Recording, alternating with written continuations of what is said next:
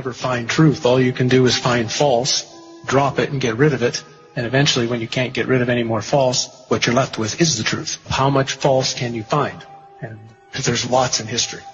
And I was looking around the internet and came across the images of the 1893 Chicago World Exposition. And it blew my mind because it looked like ancient Rome in the middle of downtown Chicago. And as I looked at it further, well, here's another one in Philadelphia, here's another one in St. Louis, in Buffalo, in San Francisco, and then as soon as they were done, they tore them all down and threw them in the garbage. That just told me there's something wrong with all of these. The story of the expositions is a gigantic lie. And I think it's so huge of a lie because I think they're right at a bridge point when so many things about the 1800s that seem strange and weird, right as this sort of period ends of unbelievable strangeness, and all of a sudden these fairs spring up all over the world with impossible buildings we're talking about, which are colossal structures. Chicago built 700 acres of fair in supposedly less than 2 years.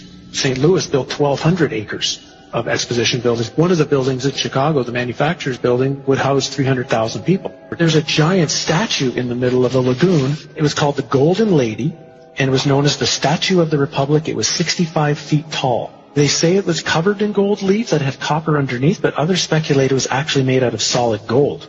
So you're talking 65-foot high, potentially solid gold statue. We're talking giant structures and looking like ancient Rome with towers and domes and columns and the most fine, ornate pieces to them in these record, unbelievable times. Then as soon as they're done, chuck them in the garbage. Like Jackson Park is a swamp.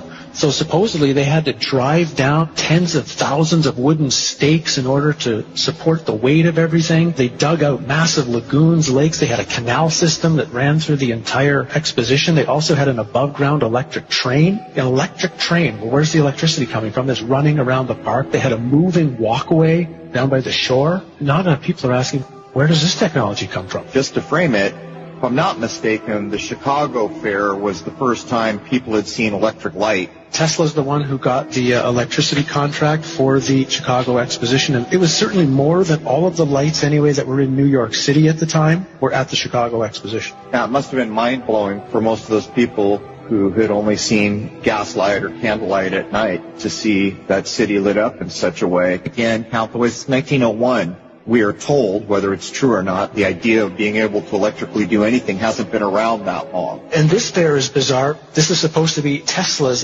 fair, where he managed to somehow move electricity from Niagara Falls to Buffalo for the fair. No one's really explained how he actually did that. And at the middle of the fair is a 395-foot-high electrical tower, on top of which, of course, is a female golden statue called the Goddess of Light.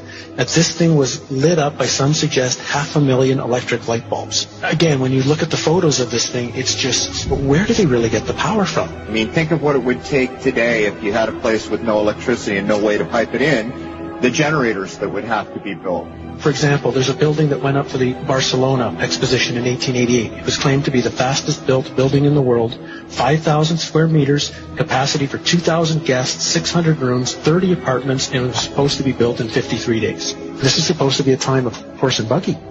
The 2-year building times are actually impossible unless the two most likely theories would be either A, they had a technology that they're not supposed to have, and it really was built in that time frame. Even if they built them, they had to build them out of marble and stone in record time, or the buildings were already there. They'd been there for hundreds or thousands of years, fixed up, refurbished, repainted, hence the term whitewashed, which is the term that was used for the Chicago Exposition, which was paint all the buildings with this brand new spray paint that they had just developed to spray paint all the buildings in record time, so you couldn't tell if anything was old or anything was new. How long did these things tend to stay open? When they built these things supposedly over 2 years, which is the narrative, how long were they there for? About 6 months.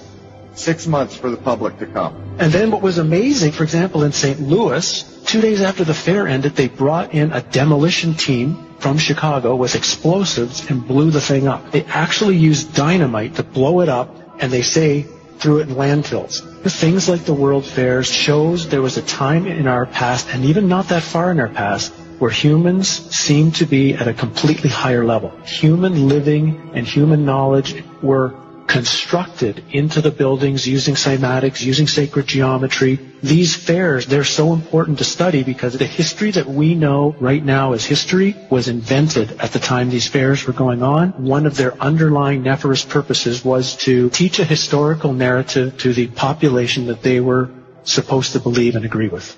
And scarily, the world we're walking into today is in some way has its origins during the time of these fairs.